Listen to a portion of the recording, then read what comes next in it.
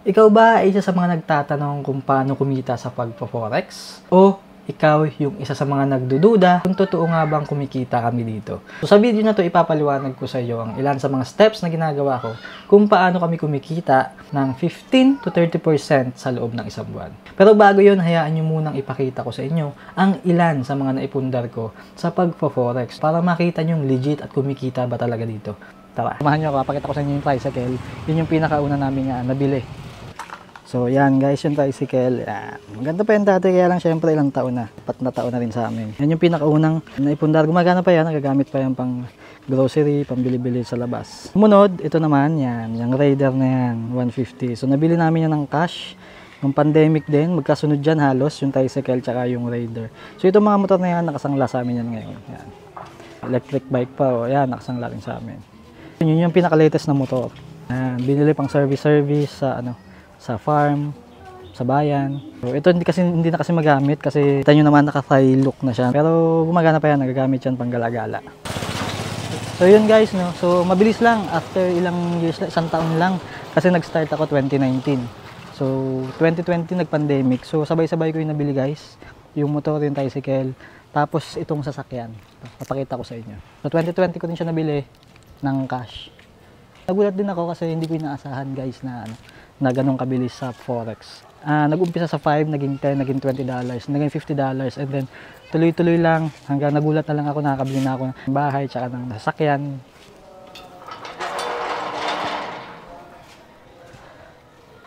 Yan. So malaki na rin nagastos ko dito pagkabili ko nitong sasakyan na to. Kita nyo naman upgraded na yung mags tsaka yung gulong. Tapos yung stereo niya ayos na. Oh, diba? Malaki-laki na nagastos ko yung suspension nito bago rin. Kasabay niyan, no, kasi nauna yung tricycle and then sumunod yung Raider. Tapos sumunod tong sasakyan. And kasabay nito, as in kasabay, yung bahay. So ipakita natin yung bahay. Ito guys, yung kasabay ng sasakyan namin, pinatayo itong bahay na to. Ito yung pinakaunang bahay. Pagkatapos itong bahay na to, pupunta tayo sa kabilang bahay. Kasabay ng bahay naman na yun, yung farm. So yan yung farm. Nagpagawa lang ako ng maliit na bungalow. After no, nagpagawa ko niyan sa likod, yan makikita niyo yan. Hindi pa tapos yung bilyaran. Gagawa ko ng bilyaran diyan para may libangan naman kami. So magulo na kasi nagpe-prepare na kami paglipat dun sa kabila. So yung stock room namin. Yung mga lumang gamit. Mga kabalot pa diyan, halos hindi pa nagagamit. Ayan. So ang dami pang hindi bukas oh. Yan pa sa baba. So dati maluwag yan. Yan, pakita ko sa picture, ganyan kaluwag yan. Nakakapaglaro pa yung mga bata diyan. Tapos yun nga yung mga gamit na para sa kabilang bahay. Yan, puro parcel. Tayo sa office.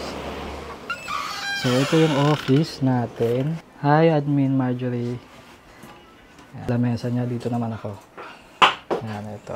Puno na rin ng gamit. May mga yan, mga box na may mga monitors na naka-ready para sa kabilang office. Ano ba Nami? Baba mo na. Top 2. Currency strategies. Then top 1, nag-top 1 tayo. April, top 1 currency strategies. So ayan, top group. Ayan, EA Philippines. Top group ng May Philippines. Mga recognition, mga certificates sa charity. So ayan yung mga ribbons. So ayan. Something days na lang, makakalipat na kami sa bagong office. So tara, punta tayo sa kabila. Ito yung pinakalang latest na project namin. So ayan, yan. Ikatlong bahay namin ngayon. So ito guys yung magiging office, no. Kukumpara mo sa dating opisina, times 4 ito, kalaki.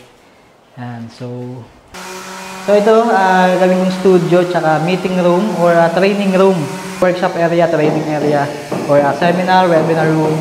Yan. So dito natin gaganapin yun. So yun guys, so ilan lang yun sa mga naipundar namin sa pagpo-forex. Syempre paggamit ng bot ng EA Philippines. Sir, paano nga ba mag-umpisa pag forex trading nyo? Paano kami mag-start? Paano kami gumamit ng bot? Paano yung process? Napakasimple guys, chat nyo lang ako or comment down below and i-chat namin kayo, sasenda namin kayo ng link kung saan kayo pwedeng mag-register. And then after nun, nag-guide namin kayo paano magpa-verify and makapag-deposit ng capital nyo. After nun, i-install na natin na siya ng bot at doon ang good news. So, pwede na kayong kumita ng 15 to 30%. After installation ng bot, halos wala ka nang gagawin kasi automated na siya. Siya na yung magti-trade. Siya na yung magbabuy and sell. Hindi mo na kailangan magbasa ng chart, mag-check ng news, etc. So, yung bot na yung bahala. Quick disclaimer guys, past result doesn't guarantee future result. Hindi sa tinatakot kita na, pero gusto kong maintindihan mo yung risk na pinapasok mo. Kung i-check nyo yung mga feedback ng mga kliyente namin, kita nyo naman. Pwede nyo i-check sa wall ko. Sa album, andyan yung client feedbacks and client proof. Kung may concern ka, chat mo lang ako. See you.